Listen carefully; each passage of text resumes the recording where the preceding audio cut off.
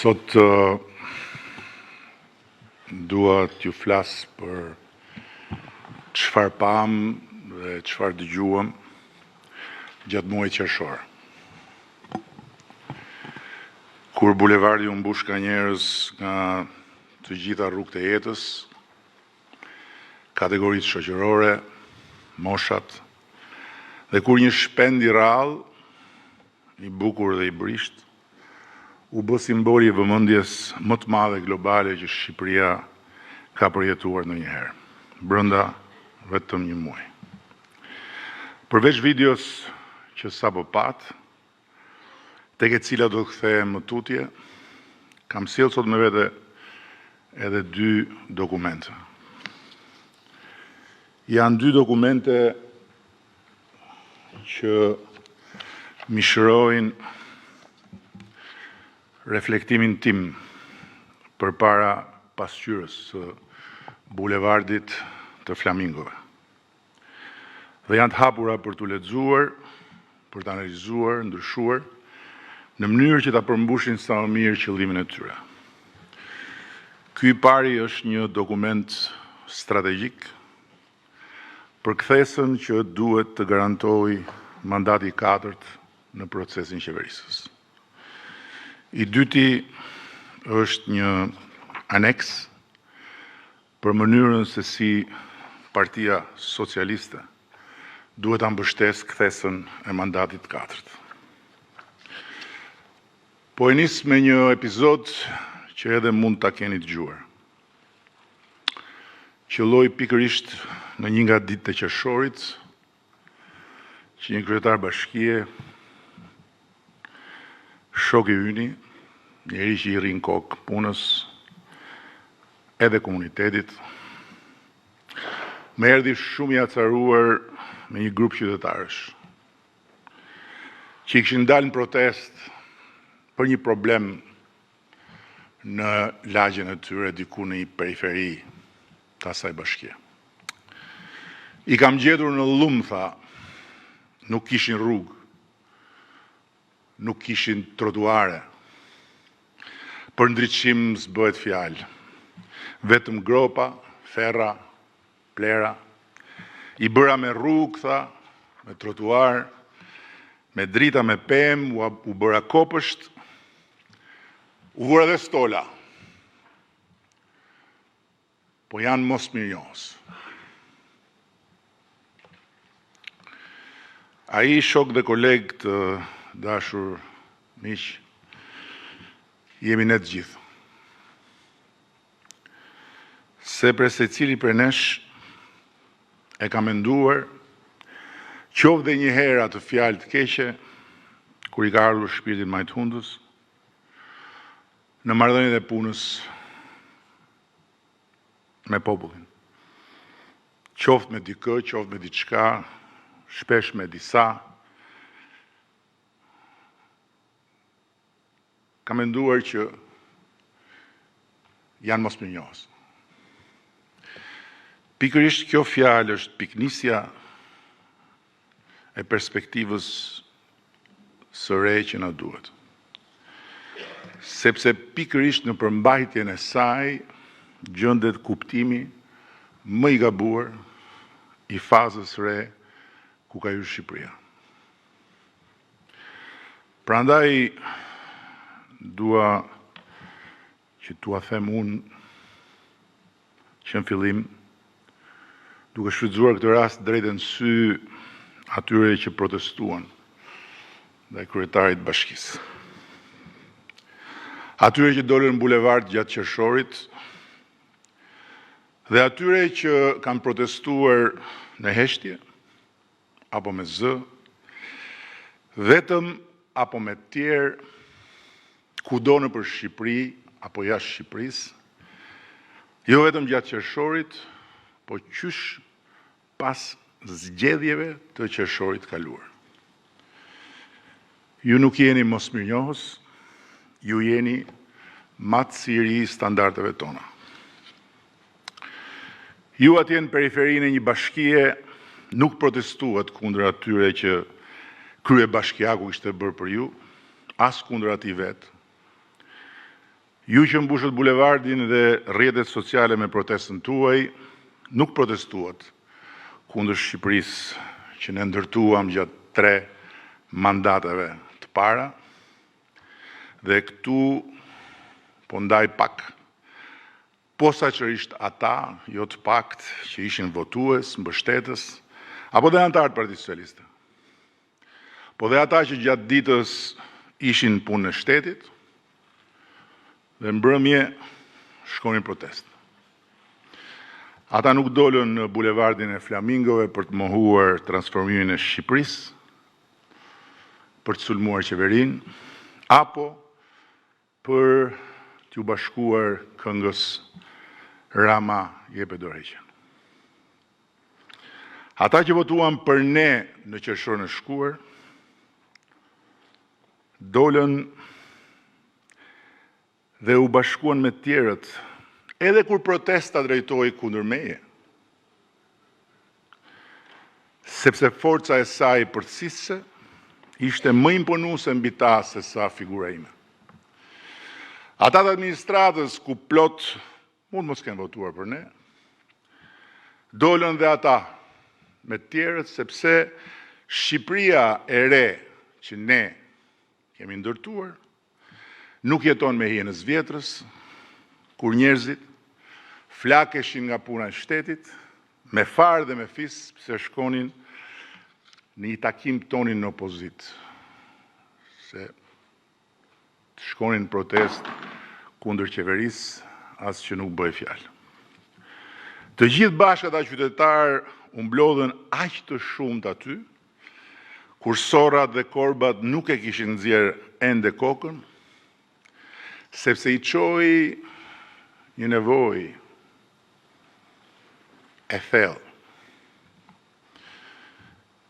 një nevojë e brendshme për të përcjell një mesazh më të fortë se sa përkatësia e tyre ndaj një partie apo se sa ngjyra e qeverisë për të cilën ata mund të kenë votuar. Shija kontaminuese e lirisë së asaj proteste dhe nevoja për t'u bashkuar me atë rrjedhë të pazakonshme njerëzish për Tiranën, duke dalë nga rrugica dhe rutinës përditshme dhe duke ushqyer celularët me energji të rrallë, instagramike, një energji e mahnitshme, besoj, ishin më të fuqishme se sa I gjithë arsenali ynë I fakteve kundër gënjeshtrave, shpifjeve dhe akuzave lidhur me projektin e Zvërnecit. Prandaj mësimi I parë që duhet ndaj me ju është faktet tona nuk mjaftojnë më.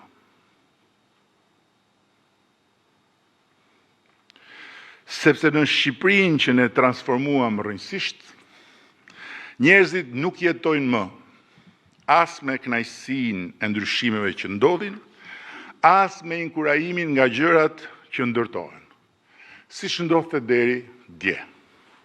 Kur prisin me besim që pas rrugës, shkollës, lulishtes që u ndërtuan lagjen tjetër, t'i vinte radha rrugës, shkollës, lulishtes, lagjes tyre. Ata sot jetojnë me pritshmëri që rriten më shpejt se sa mundësit tona për t'ju përgjigjur. Dhe në një Shqipëri që zhvillohet me ritme të reja, ata e përjetojnë zhvillimin si një tension, mes asaj që shohin dhe dëgjojnë dhe asaj që kanë. Herë si burim pikpyetjesh për çfarë po bëhet me vendin, dhe shpesh herë si ndjenjë pasigurie për pjesën e tyre në një ekonomi që rritet shpejt, por bashkë me koston e jetesës tyre. Me fjalë tjera, shok dhe shoqe, nuk mjafton më ta qeverisim të tashmen me investime, arritje, integrime, duke treguar çfarë bëm deri këtu, po duhet qeverisim në harmoni me përvojën e përditshme të qytetarit sot. Sepse zemrat dhe mendjet e shqiptarëve nuk janë më aty ku ishin deri dje. Te çfarë ndryshon në territor. Dhe nuk kanë fare më lidhje me statistikat ekonomike, sado pozitive qofshin. Ato janë ankoruar mu të pritshmëritë e tyre. Prandaj dhe bulevardi i Flamingove duhet parë jo si një protest, po si një pasqyrë. Që shoqëria na e vuri përpara, duke na sfiduar të shohim vetveten dhe të verifikojmë seriozisht nëse e kemi mendjen dhe zemrën në vendin e duhur për ta qeverisur Shqipërinë e kësaj faze 3. Të cilën në radh parë dhe me do e mos duhet ta kuptojmë ne të parët në të gjithë përmasat e saj. Unë vetë në pasqyrën e bulevardit Flamingove pash mbylljen e një epoke dhe fillimin e një tjetër. Epoka e mbyllur është epoka e mungesave. Kur një rrugë e re ishte fitore kolektive, një shkollë e re ishte feste përbashkët, një lulishte e re pritej me duar trokitje dhe ndezja e dritave në lagje përcillej me bekime. Në epokën e mungesave, shoqëritë vuajnë përgjatë rrugëve pa rrugë të rënimit dhe të poshtrimit dhe i gëzojnë çdo ndryshimi si fëmia një dhurate. Toleranca e tyre ndaj atyre gjërave që mungojnë është shumë e madhe. Deviza e saj epoke është ka edhe më keq. Epoka e hapur është epoka e pritshmërive, ku rruga e re është standard, jo fitore. Shkolla e re është borxh që kthehet me vonesë, jo arsye për të festuar. Çdo shërbim i mirë merret i mirëqenë dhe asnjë mungesë shërbimi nuk durohet më dot si deri në mbylljen e epokës më parshme. Shoqëria as nuk e çon më në përmend nëse ka dhe më keq. Toleranca e saj ndaj çka nuk shkon vjen duke u zeruar, sepse deviza e kësaj epoke është ka edhe më mirë. Alexis de Tocqueville, një ndër studiuesit më të mprehtë të demokracisë dhe ndryshimit shoqëror, na ka lënë një paralajmërim me shkrim. Tamam për këtë fazë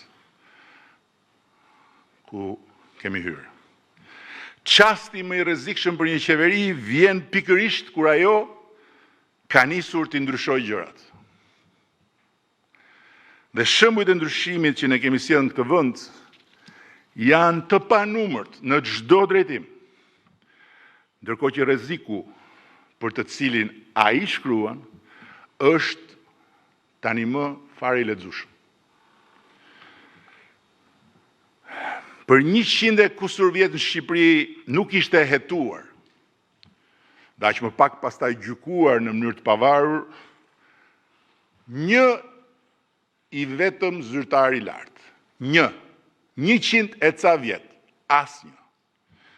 Ndërsa korrupsioni ishte pranuar nga të gjithë, si t'ishte fataliteti një fatkeqësie kronike natyrore. Më kujtohet se kur njerëzit e mbështesnin edhe me dorën e djathtë edhe me dorën e majtë reformën drejtësi, duke kërkuar vettingun si besimtarët që kërkojnë shpëtimtarin, prap se prap, pyetjes, nëse besonin se ata do të shihnin një ditë zyrtar të lartë përpara drejtësisë, i përgjigjeshin masivisht jo. Reforma jonë drejtësi e ngriti luftën kundër korrupsionit në nivele që deri dje as nuk imagjinoheshin. Monumenti i pandëshkueshmërisë ra, siç deri dje as mund të imagjinohej. Por ky fakt s'mjafton fare, që njerëzit t'i gëzohen sa e rritje historike. Përkundrazi, ky fakt del dhe të pronë, që ata t'jenë të paknaqur, pse nuk bëhet më shumë. Për 30 vjet, shqiptarët ndënjen në radha kilometrike për të marrë shërbimet më elementare.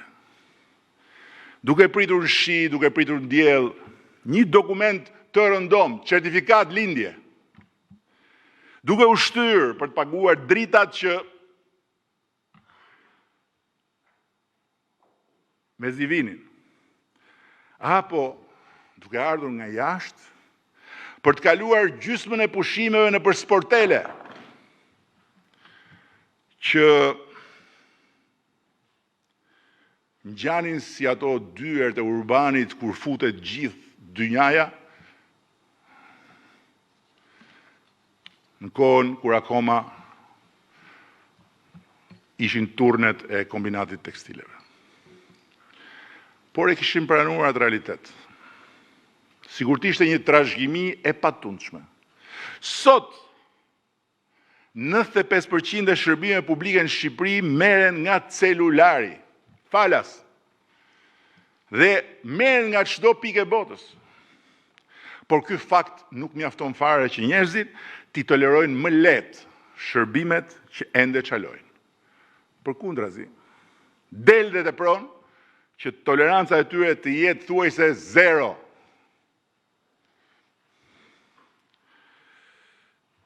Nuk e di a e dëgjuat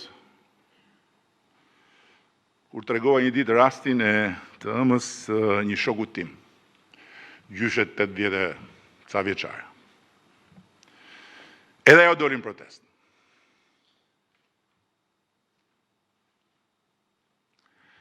Jo për zvërnecin, jo për ligjin e zonave të mbrojtura, as për biodiversitetin.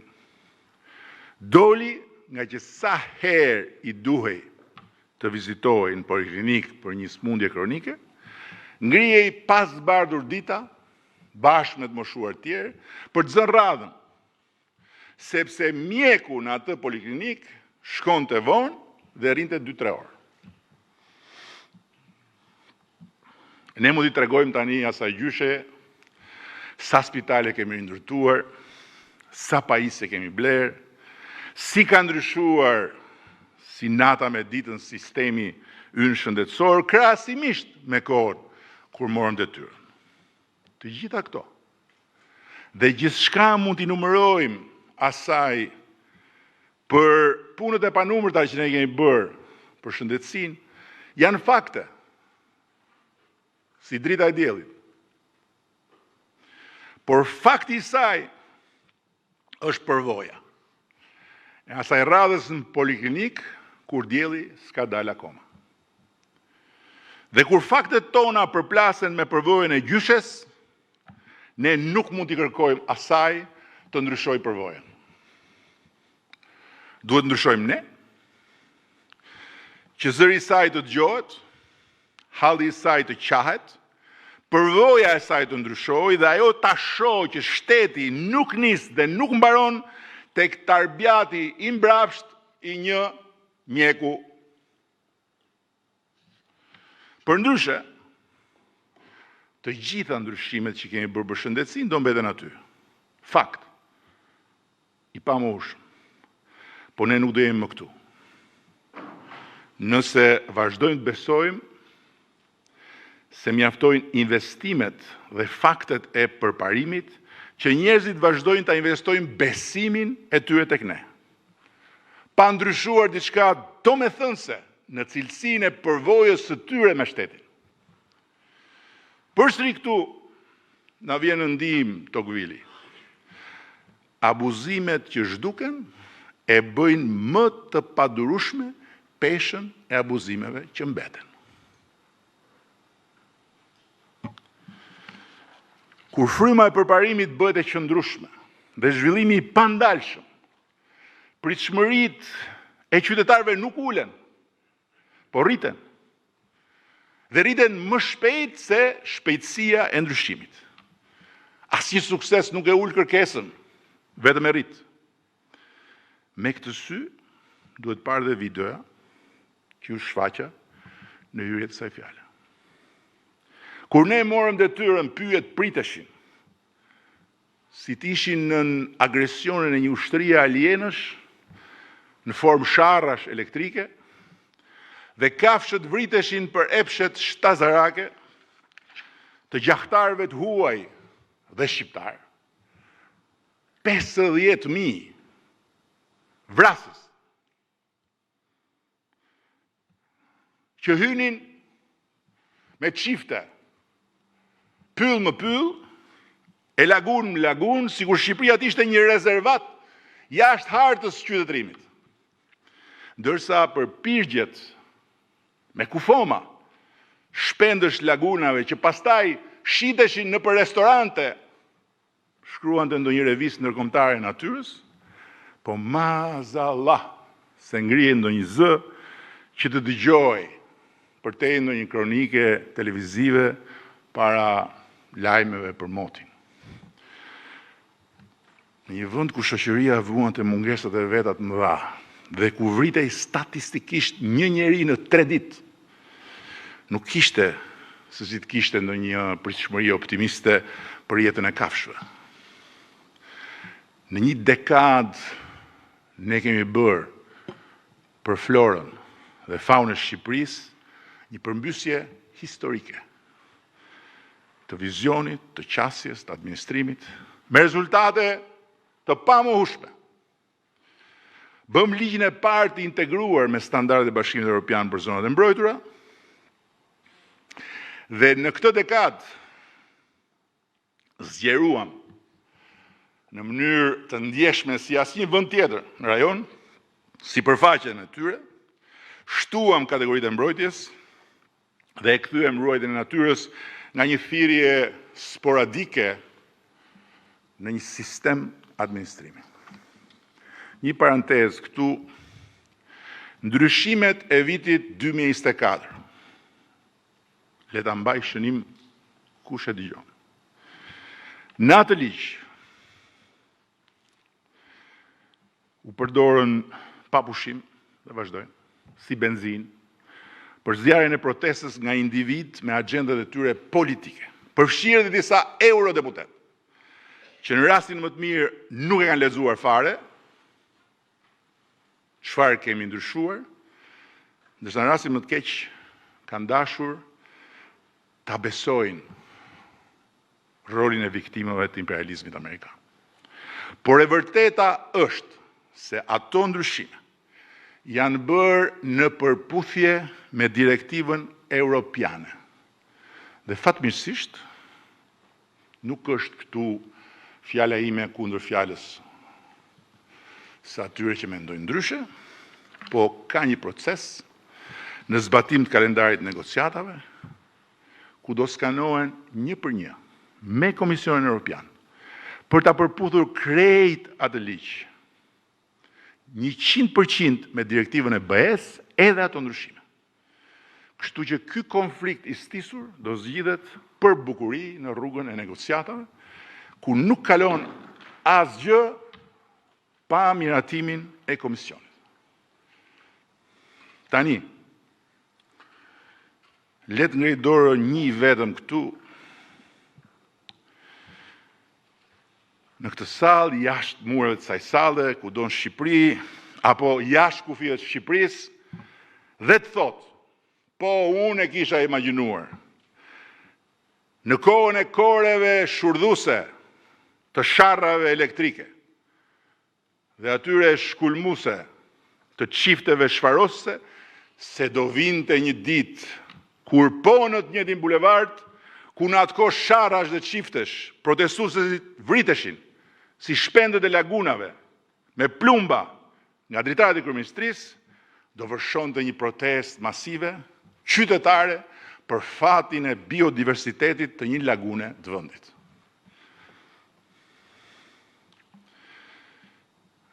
Por ja që nëse do ta shtrëngonin me zor dikë që t'i theshim po mirë më dakord,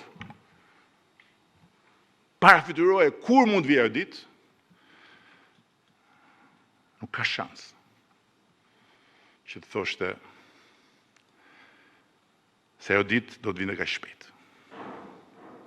Dhe Shqipëria ku deri dje natyra dhe popullsia e speceve të saj ishte preja e pambrojtur e njeriu të lëshuar nga çdo zinxhir etik, moral dhe ligjor në raport me nënën natyrë, u bë vendi i një proteste popullore që mori si shkak një zogël dhe një lagunë. Jo vetëm kaq, por për ta mbrojtur zogun dhe lagunën nga unë dhe nga ju,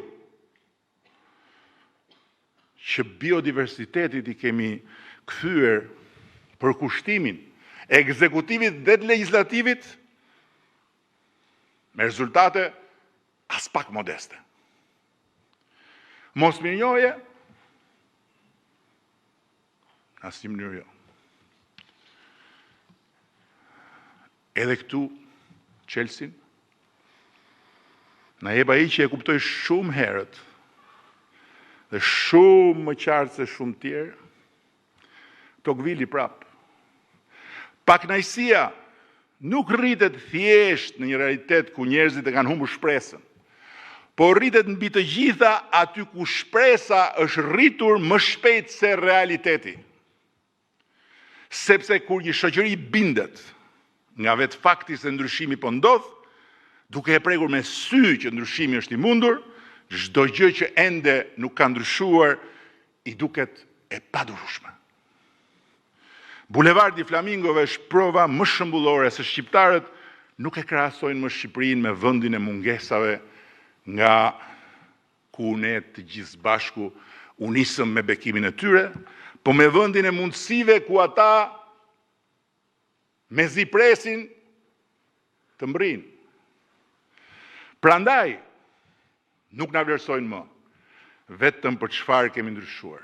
Madje, sikur duan ta harrojnë edhe atë që e mbajnë mend akoma, sepse janë të përqendruar të na gjykojnë gjithnjë dhe me më pak mëshirë për gjithçka që pikërisht sepse pan sa shumë mund ndryshoj, nuk pranojnë dot të mbetet siç ishte.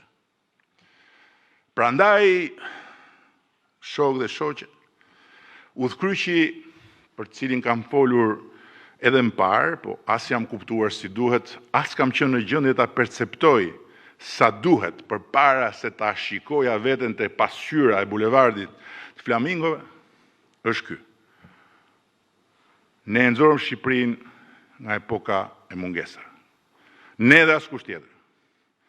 Prandaj sot përballemi me një popull që nuk e mat më Shqipërinë me mungesat e saj, po me pritshmëritë e veta.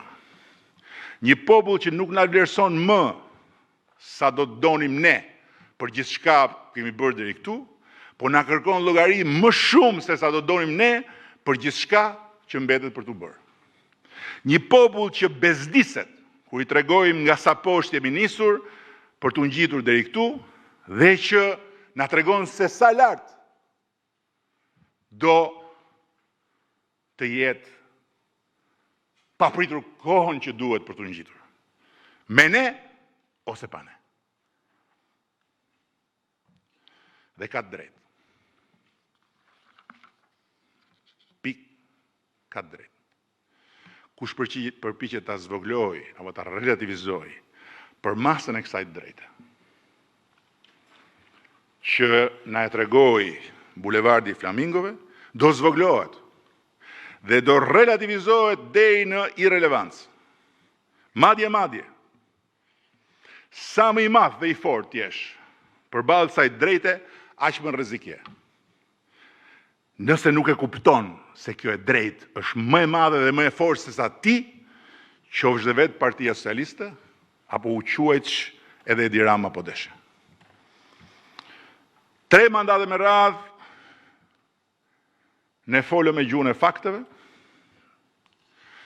sa rrugë, sa shkolla, sa spitale, sa investime, sa turistë, sa rritje ekonomike, faktet janë dhe do të mbeten aty, kokëforësisht dëshmitare për ne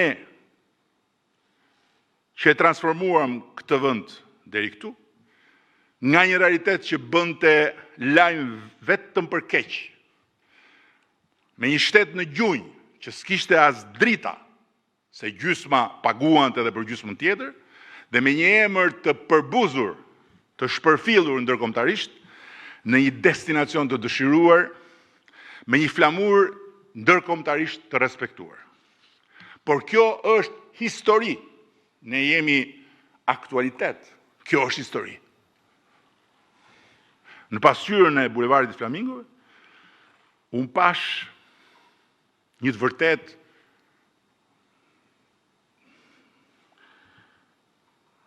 tronditse, që asnjë statistik nuk e tregon, po që asnjë provë nuk e rrëzon. Ne lart kishim faktet. Njerëzit poshtë kishin përjetimin. Fakti ynë ishte se investimi i Zvërnecit është tokë private. Përjetimi i tyre ishte se toka e shtetit po i shitet huajve. Fakti ynë ishte se projekti është ende sot që flasim në duart e një skuadre arkitektësh, inxhinierësh, mjedisor, gjeolog dhe hidrolog ndër më të mirët në botë. Përjetimi i tyre ishte se ndërtimi kishte nisur dhe projekti duhej anulluar. Faktet tona thoshin se ne kishim me vete të vërtetën, por përjetimi i tyre ishte se e vërteta ishte e gjitha në anën e tyre. Pa diskutim. Atë protest pati ndërhyrje të huaj, brutale madje. Manipulime të panumërta. Lajme të rreme, video të deformuara dhe plot aktor të vënë me qëllime nga më të ndryshmet në funksion të shumë fishimit zemërimit. Edhe këto janë fakte dhe ishin pjesë e rëndësishme e protestës. Ekspozimi dhe analiza e tyre janë domosdoshme për ta kuptuar atë protestë në çdo dimension. Po asnjë prej këtyre dhe as gjitha bashk nuk ishin zemra e atij manifestimi spektakolar që e ktheu bulevardin në hendek. Në hendekun më të dukshëm të mundshëm mes fakteve tona dhe përjetimit të njerëzve. Përgjigja për themelin e atij hendeku nuk duhet kërkuar tek ato pjesët e bashkëngjitura të protestës, po duhet gjetur tek pritshmëritë e rritura të njerëzve dhe konflikti i tyre me përvojën e përditshme. Duam ne, s'duam ne, njerëzit presin çdo ditë dhe më shumë. Dhe bëhen gjithnjë dhe më pak tolerant. Sidomos pastaj ndaj përvojave të tyre të hidhura me administratën, që si mira e mira pika të mbledhura lart e poshtë, e derdhën kupën e durimit të tyre në bulevard. Ai hendek nuk u hap për të qëndruar ashtu, po për të mbyllur. Dhe mbyllja e tij nuk bëhet dot as duke bërë sikur ai u mbyll vet, me që bulevardi u zbraz nga flamingot dhe aty mbetën vetëm puplat e ditëzinjve dhe vezët e punëzinjve, as duke u kapur thjesht më fort pas fakteve dhe duke menduar ne se përjetimi i popullit do të ndryshojë, kur ne t'ja përsërisim faktet tona dhe 100 herë tjera, as duke bërë thjesht sa lëvizje njerëzish dhe duke bindur veten se populli do të bindet kur të shoh veprën aty ku sot ai shikon atë dheun e nxjerrë në shitje. Asnjë nga këto, as të tëra bashk, nuk mjaftojnë dot për ta mbyllur atë hendek. Dhe për ta kuptuar deri në fund atë hendek, harrojini faktet tona dhe fokusohuni tek përjetimi i njerëzve. Sepse kur midis faktit ton dhe përjetimit të njeriu zakonshëm hapet një hendek i atill, atë e ka hapur rënja e besimit se pritshmëritë e tij do realizohen. Dhe kur besimi për këtë arsye ka rënë, edhe fakti më kokfort fillon duket si gënjeshtër. Po më keq, më zi, edhe gënjeshtra më e madhe fillon duket si e vërtet. Patjetër që ajo protest, e thash, nuk mund të kuptohet pa arenë e mbi ngarkuar të dhënave digjitale mbi bulevardin e Flamingove, e cila mblodhi dhe lëshoi një pafundësi sinjalesh në të gjitha anët e globit. Sepse Zvërneci nuk mbante vetëm peshën e një investimi të madh, të një lagune të ndjeshme, të pikpyetjeve mbi pronën, të një vendimarrje të debatueshme, të cilat krijuan patjetër një forcë magnetike mbi planetin Tokë, pas viralitetit një videoje, ku brishësia e individit që proteston, përplaset me gardhin e lartë, me tela, me gjëmba. Mu si t'ishte një kufi i pakapërcyeshëm, mes jetës ti dhe një rrugë të madhe zhvillimi që e ka flakur atë jashtë shtratit saj. Mbi Zvërnecin qëndronte dhe hija e emrit më polarizues të politikës dhe të medias botërore. Përderisa në qendër të projektit ishte dhëndri dhe e bija e tij. Pa atë lidhje, protesta do të ishte në rastin më të mirë një çështje shqiptare, jashtë vëmendjes dynjas. Por fal asaj lidhjeje, ajo bë menjëherë një legjend globale, ku shumë kush ndër fansat e huaj të protestës, përfshirë dhe një senator mitik të Shtetet Bashkuara, desh ta shihte Shqipërinë si shëmbëltyrën guximtare të një Davidit vogël, që u ngrit dhe u rebelua ndaj Goliathit plot fuqishëm, duke bërë thirrje që bota mbar ta merrte nga Shqipëria mësimin dhe të ngrihej në atë revolucionin e madh dhe të shumëpritur të ish proletarëve. Ky është fakti i kohës së kanaleve sociale, ku noton sot bota. Zvërneci dha videon revoltuese, Flamingoja dha simbolin magjepsës, hija e vjerrit më të famshëm botë dha magnetin global, dhe algoritmi i yshtur edhe nga ustallar të ndërhyrjes në punët e vendeve të tjera bëri pjesën tjetër, me një shkrepse të ndezur pranë pyllit me pisha në nart, shpërndau brenda pak orësh një zjarr maramendës anë mban botës. Zelli i kundërshtarëve të gjithandejshëm për të luftuar me vjerrin e madh në çdo çast për çdo gjë dhe kudo qoftë, e ktheu në skenë identifikimi me qindra milion njerëz në disa kontinente, bulevardin e transformuar në hendek. Ama prap, shkaku i hendekut ishim ne, dhe zëmra e protestës ishin njerëzit e zakonshëm të këtij vendi. Prandaj përgjigjja për ta duhet jetë e jona, jo e sharlatanëve, ekstremistëve apo e çdo dështaku publik, që në këto raste gjenden gjithmonë gati me receta çuditëbërëse për popullin, të cilat shkruan vetëm me një parim: o burra, rrëzojmë gjithçka, të rregullohet çdo gjë dhe unë të kap diçka. Ata kishin nevojë për plagën, po nuk e krijuan ata protestën. E rrëmbyen dhe vazhduan ta mishërojnë si llumi që dekanton pasi thahet prurja e ujit rrjedhshëm.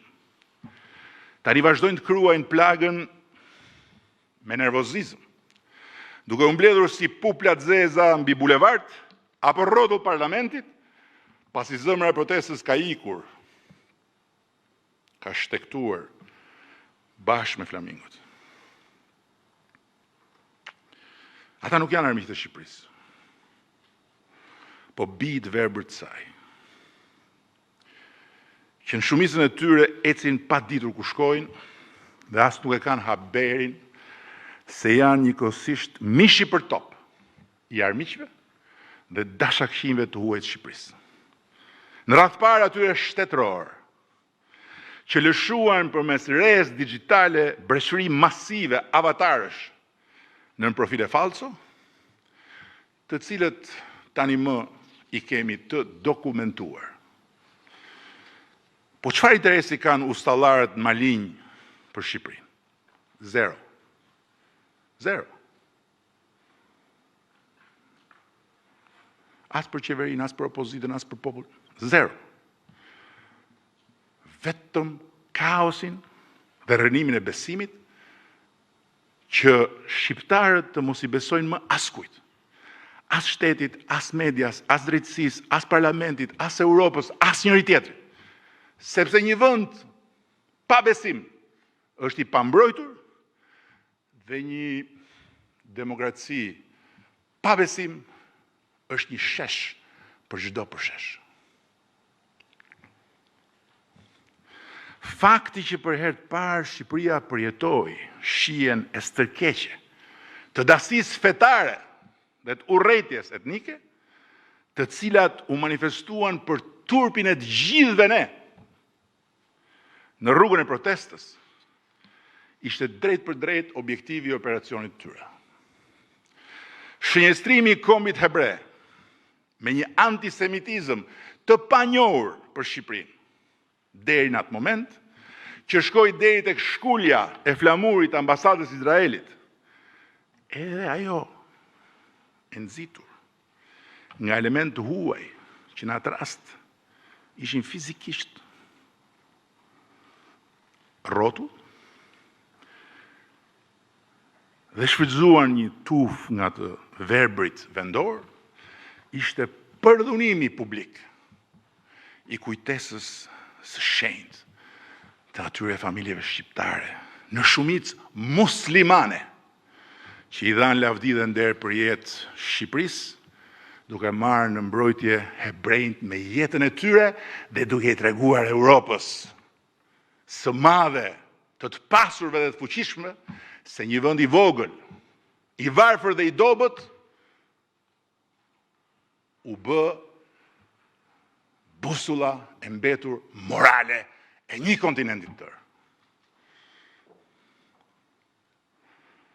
Por dhe këtu prap duhet ta përsëris dhe të jem shumë i qartë. As ndërhyrja e aktorëve tuaj shtetëror, as sponsorizimi maramëndës i breshërive digjitale nga lobet e konkurrencës së industrisë mesdhetare të turizmit nuk e shpikën sekëldin që i nxori flamingot në bulevard.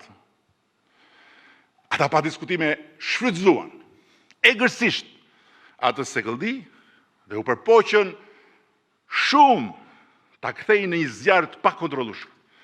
Pasojat mbi sezonin turistik dhe mbi ekonominë e familjeve që jetojnë me turizmin, i tregoi bilanci i fundqershorit, kur për herë të parë pas shumë vitesh dhe krejt në kundër tendencë me janar, maj që ishin zjarr në rritje, rritja stopoi. Në shifrat e qershorit kaluar aty. Ama duhet të jem po kaq i troçt se duke i treguar shqiptarëve që po ndodhte kjo, asnjëherë nuk më shkoi mendja të akuzoja protestuesit e sinqert si bashkëpunëtor të vrasësve të Teheranit, apo kukullat të tjetër kujt që bashkë me Iranin u fut në mendjen e miletit përmes lloj-lloj postimesh, ndjella këqija dhe komentesh me gjuhë urrëtie, të cilat nuk i lexuan vetëm shqiptarët, po u lexuan kudo. Sepse përqindja më e madhe e përmbajtjes digjitale u prodhua në këto vende. E dokumentuar. As më ka shkuar dhe as më shkon ndërmend se mund të jetë shpallja e protestuesve si armiq dhe e kritikëve si agent. Reagimi im ndaj kësaj risie negative që na I futi armiqt brenda në shtëpi, jo përmes bombardimit kibernetik, si disa vjet më parë, por përmes përmbytjes së kanaleve sociale, të cilin deri në qershor e kishim dëgjuar si fenomen nga historitë e pabesueshme të vendeve të tjera demokratike. Dhe përtej rritjes domosdoshme të kapaciteteve teknologjike mbrojtëse, ne duhet ta shtrim reagimin dhe për këtë tek adresimi atij hendekut, duke dëgjuar më herët, shpjeguar më qartë dhe mbi të gjitha duke bërë këtë me empati për njerëzit. Pas fitores madhe që na dha 83 mandate, e kam thënë në disa takime të brendshme me ju, ajo fitore, sa që është bekim, është dhe mallkim. Bekim, sepse na dha forcën për të vazhduar transformimin me besimin e madh të popullit. Mallkim, jo vetëm sepse pas atij besimit të madh që na dhanë shqiptarët e shohin tek ne shkakun e çdo gjëje që nuk shkon, po dhe sepse fitoret e mëdha, si ajo e qershorit shkuar, e kthejnë në mbi pesh të përjetuar keq çdo përplasje mes realitetit dhe pritshmërisë së qytetarit. Dhe kjo, sado e pamëshirshme t'ju duket, është rrjedhore e faktit që ne vetë bëm Shqipërinë një vend ku tani më krahasimet nuk I bën më thuajse askush me dje. Po të gjithë I bëjnë me Europën e zhvilluar. Por ne jo vetëm nuk kemi drejt të ankohemi pse po gjykohemi kështu, po duhet të pranojmë dhe atë që dhëmb edhe më shumë. Faktet tona shpesh nuk dëgjohen, edhe sepse përjetohen si arrogancë. Jo se janë të rreme, as vetëm sepse vinë pa dëgjim përpara, pa shpjegim të mjaftueshëm më pas, po sepse dhe kur jepen pa empati. Një e vërtet e thënë me arrogancë, mund të mbas përballë një gënjeshtre të thënë me empati. Dhe që të kuptohemi mirë se për çfarë po flas, dëgjoni një tjetër nga një duzinë historish që unë I kam ndarë veç, I kam shënuar duke parë pasqyrën e bulevardit Flamingo. Për bujqësinë ne kemi bërë sa nuk ishte bërë kurrë. E thonë statistikat e prodhimit, të eksporteve, mbështetjes për fermerët. Po një djalë që akoma sot unë nuk e njoh për fytyrë, po e quaj Arbër, pasi s'kam leje t'i përdor emrin, nuk e nxori bulevard mos pajtimi me statistikat. As kundërshtia me faktet tona kokforta në mbështetje të bujqësisë. E nxori përjetimi. Përvoja e mungesës së empatisë në marrëdhënien e tij personale me shtetin.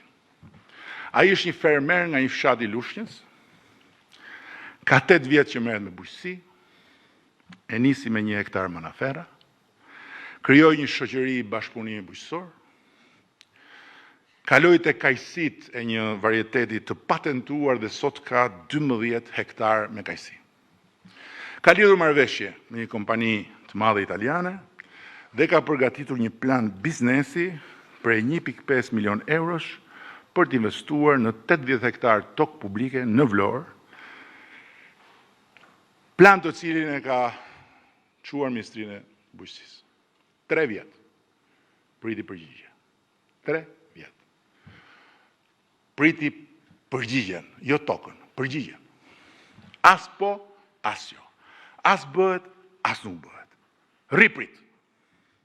Në mesazhin e tij, Arbri shkruajti, citoj, nuk e di nëse jam sorr, flamingo apo korb.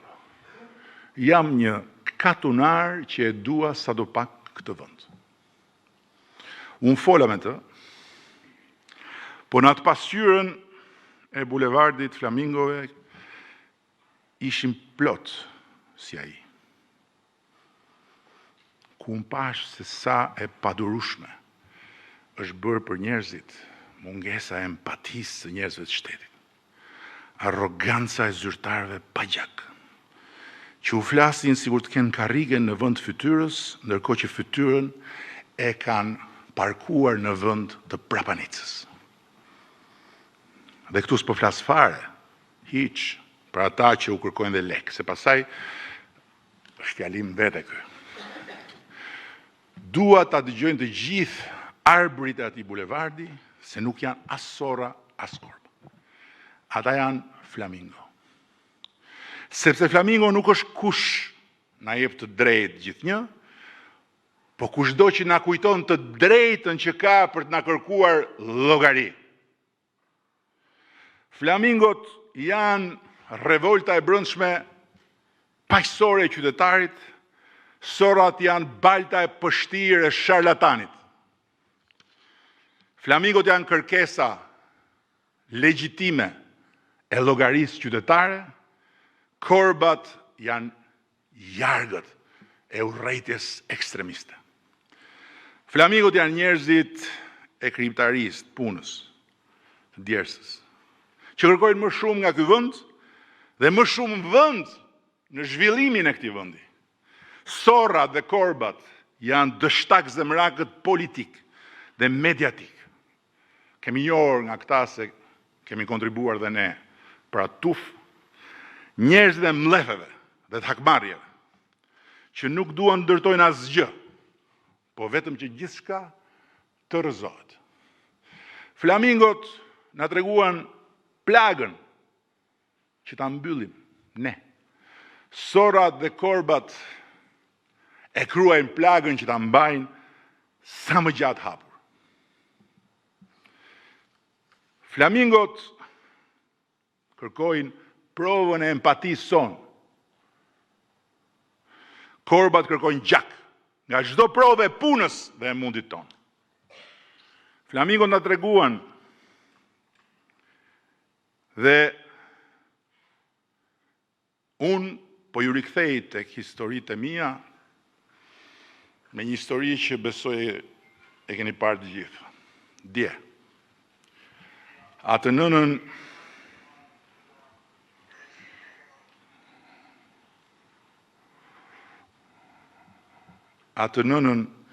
me fëmijën me spektër autik, të cilën korbat e kishin marrë me vete te parlamenti për ta kthyer në viktimën e policisë që ishte aty për të mbrojtur deputetët nga të verbrit e dhunshëm të Shqipërisë. Ne sapo e kemi dyfishuar mbështetjen për fëmijët autik. E kemi rritur mbështetjen dhe për nënat e tyre. Por ky është fakti ynë, thjesht, ndërsa përjetimi i asaj nëne është krejt tjetër. Ajo mund mos jetë fare e informuar ose dhe mund të jetë e informuar për dyfishimin e mbështetjes për djalin. Por ajo nuk e ka ndjerë kurrë empatin ton. Aty në atë fundin e atij hendekut, mes faktit ton dhe përjetimit të vetmisë së saj dëshpëruese. Dhe pikrisht aty, në fund të ndekut, e futën sorrat dhe korbat dorën e solidaritetit tyre hipokrit. Për ta marrë me vetet e parlamenti dhe për ta abuzuar atë nën bashkë me fëmijën autik. Me të njëjtin manual që përdorin edhe terroristët kur abuzojnë gratë dhe fëmijët, duke i përdorur si mburoj, teksa sulmonin me maska policinë e shtetit. Dhe pastaj e vunë dhe përpara kameras. E përdhunuan dhe e nxorën në mexhelis për t'i qarë hallin. Dhe i kthyen lotët e saj në breshër, përmes algoritmit.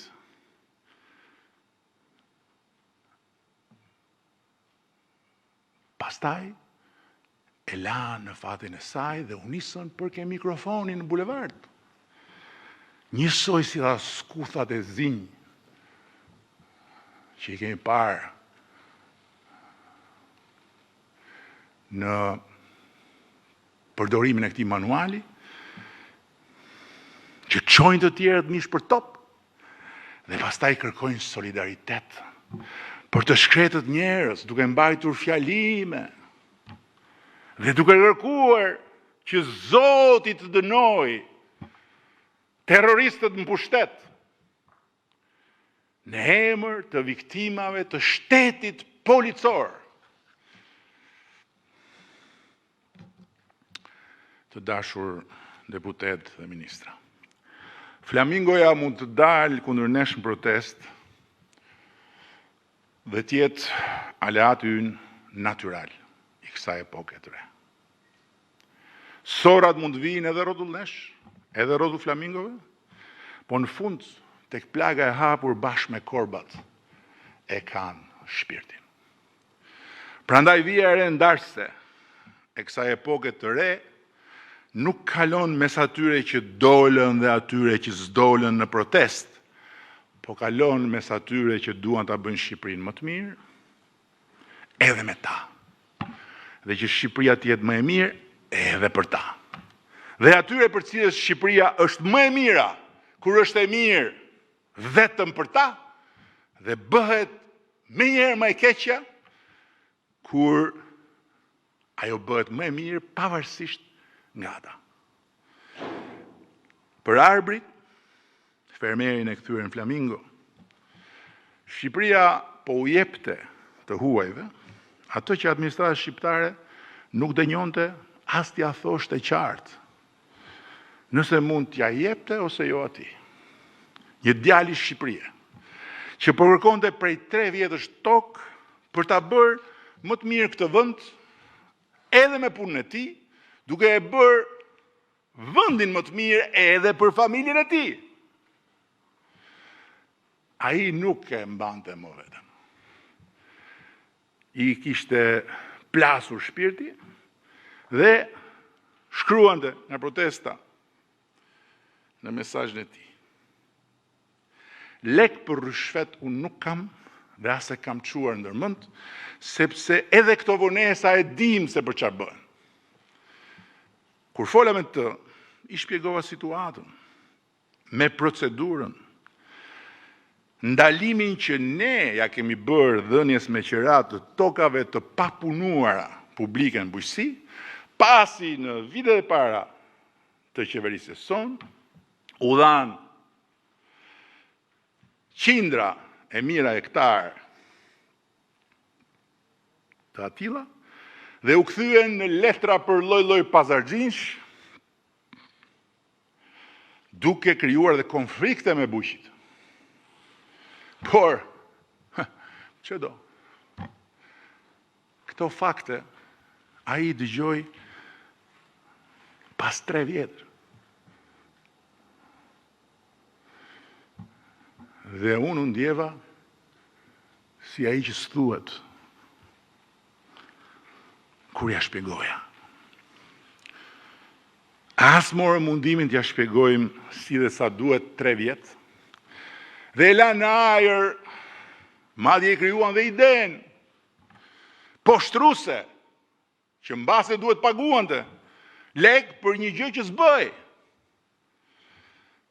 Dhe normal, përballë 3 viteve, me plan biznesi, një njeri që jeton me tokën, një njeri që numëron kajsit në 12 hektarët e tij, një njeri që ka partner dhe ambicia, një njeri që mban më njanë 1.5 milion euro,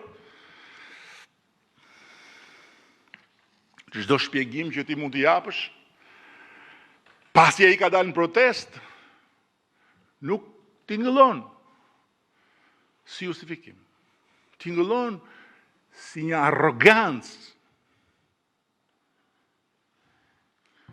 përmes një prallë që ai S'ka di, a e besoj, a se besoj në fund. Po, di që pas i fola me të, kërkova me zë pak më të lartë se ky sot, pse nuk i dhënë përgjigje atij djalë? Pse duhet ai të pres 3 vjet vetëm për të mësuar që kjo kërkesa jote nuk bëhet më vëlla.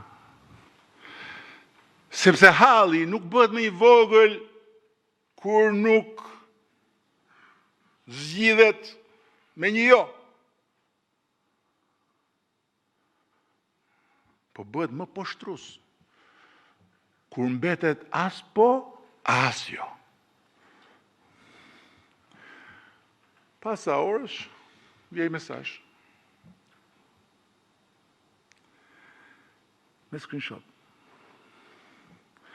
Nga postimet e Arbrit në protest. Si për të më thënë që mos mërzitet shefi se ky tipi është kundër qeverisë. Nuk u bë qameti që ka mërzit ky. Dhe ja ku del i gjithi cullak.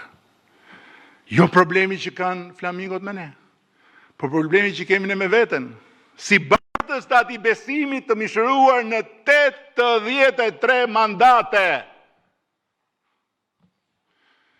Arbri nga Lushja nuk është problemi ynë. Arbri nga Lushja është prova. Dhe sprova që ne kemi me veten tonë. Ky është një tjetër mësim, shumë i shtrenjtë, i bulevardit Flamingove. Dhe nga këto mësime, lindi edhe ky dokumenti që i parë që kam sot. E kam titulluar me një emër shumë të vjetër dhe shumë të madh. Besa. E di që ky emër do hap debat, por e zgjodha edhe sepse ha debat. Asnjë fjalë tjetër të gjuhës tonë nuk gjeta që ta thotë më qartë çfarë kthese i duhet mandatit të 4. Që njerëzit e këtij vendi të mos i përjetojnë më vendimet tona si prerje në besë. Të mos ndihen më të padëgjuar, të painformuar dhe përveç se të padëgjuar, të painformuar, të papërfillur. Po nuk do shtjelloj këtu dokumentin larg qoftë, se është më shumë faqe se sa fjalimi, që siç e shihni është karakteristikisht jo i shkurtër. Do ta merrni të gjithë me vete për ta shkoqitur qetësisht gjatë pushimeve, sepse është i hapur për, siç thash, kontribute. Megjithëse e di që përpara se të filloni ta lexoni, do jetë hedhur nëpër kanalet sociale, i mbuluar me pupla sorrash. C'est la vie. Bashkë me dokumentin strategjik, besën, kam shkruar edhe një aneks për mënyrën se si Partia Socialiste duhet ta mbështesë kthesën e domosdoshme. Ato nuk do ta merrni. Sepse më parë duhet ta diskutoj në një takim më të ngushtë me drejtuesit politik dhe disa nga drejtuesit e komisioneve. Më pas do ta keni të gjithë në dispozicion dhe ato. Ne nuk kemi, miqtë e mi, asnjë luftë për të bërë me flamingot. Po kemi vetëm një aleancë për të ndërtuar me shumë durim me ta. Betejë sot nuk është mes qeverisë dhe qytetarit që kërkon më shumë. Është mes atyre që duan një Shqipëri më të drejtë, më të besueshme, më europiane, në përvojën, në përjetimin, në eksperiencën e individit zakonshëm në raport me shtetin, dhe atyre që e kanë të domosdoshme një Shqipëri të zëmëruar, të përçarë dhe pa besim të shtetit, të institucionet, të rregullat e bashkëjetesës demokratike.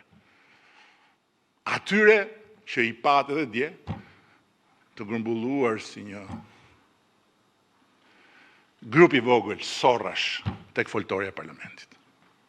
Edhe pse tani bulevardi i Flamingove po dhe i sorrave bashkë i ka lënë si zogj korbit kategorisë 2. Aleanca që na duhet nuk është një aleancë që ne të heshtim kritikën. Është një aleancë për ta mbrojtur kritikën nga përvetësimi i ekstremistëve, për ta kthyer zemërimin në ndryshim, për ta kthyer pyetjen në provë dhe për ta kthyer protestën nga një çast përplasje në një test pjekurie të demokracisë sonë. Ne nuk kemi, po Shqipërisë as nuk i duhen qytetarë që të na besojnë ne me sy mbyllur. Ne kemi nevojë për qytetarë që na masin me sy hapur. Dhe më lejoni ta mbyll me 2 pyetjet që i pash të shkruara në fund mbi pasqyrën e bulevardit të Flamingove. Ku po shkon Shqipëria me këtë zhvillim? Dhe ku jam unë, njeriu i zakonshëm, në rrugën e këtij zhvillimi? Përgjigjen e pyetjes së parë do ta jap hap pas hapi. Puna e pandalshme për Shqipërinë 2030 në Bashkimin Evropian, e cila Shqipëria 2030 në Bashkimin Evropian pra nuk është një pikë e shtuar në hartën e Europës së Bashkuar, po është një mënyrë e re jetese që sapo ka nisur të marrë formë, me paga që afrohen me ato europiane, shërbime që maten me standarde europiane, drejtësi që funksionon njësoj për gjithë, mundësi që mbajnë më shumë fëmijët tanë këtu dhe që kthejnë gjithmonë më shumë ata që kanë ikur. Ndërsa përgjigjen e pyetjes së dytë, pra ku jam unë, njeriu i zakonshëm në rrugën e këtij zhvillimi, do ta kërkojmë bashkë me njerëzit duke nisur pikërisht nga kjo metodë, besa. Ku qytetari nuk është spektator i zhvillimit, as pengesë e tij, po është bashkëudhëtar dhe gjykatës njëkohësisht. Kur një investim pretendohet që i shërben interesit publik, ne duhet provojmë çfarë punë krijon. Për kë? Çfarë të ardhurë sjell? Për kë? Çfarë garanton për natyrën, për pronën dhe drejtat, dhe në fund, si ndahet fitimi? Dhe jo vetëm duhet ta bëjmë këtë, po duhet ta bëjmë me empati. Zhvillimi që nuk provohet dot pa ndodhur, se i shërben njeriut, sado i rëndësishëm dhe i dobishëm tjetë, prodhon atë që pa në bulevard.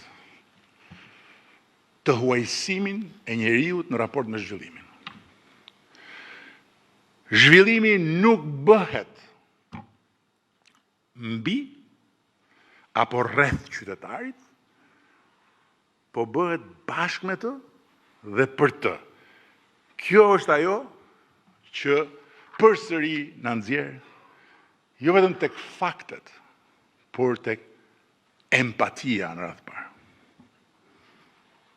Dhe në mbyllje, 3 mandatet e para ju përgjigjen pa diskutim, dhe këtë e kemi me certifikat, ne, se e kanë vulosur shqiptarët, pyetjes nëse Shqipëria mund ndryshonte. Përgjigja është dhënë dhe është e pakthyeshme. Mandati i 4 do t'i përgjigjet një pyetje më të vështirë. A mund të bëhet ky ndryshim i qëndrueshëm, i besueshëm dhe i të gjithëve? Dhe duhet i përgjigjet kësaj pyetje me empati. Kjo është kthesa nga transformimi i vendit te besueshmëria e transformimit. Nga autoriteti që mjaftohet me pushtetin te autoriteti që mbështetet te besimi. Nga fjala e dhënë politikisht te fjala e kontrollueshme institucionalisht. Atyre njerëzve të zakonshëm që mbushën bulevardin, duhet i them një fjalë të fundit. Ju kam dëgjuar.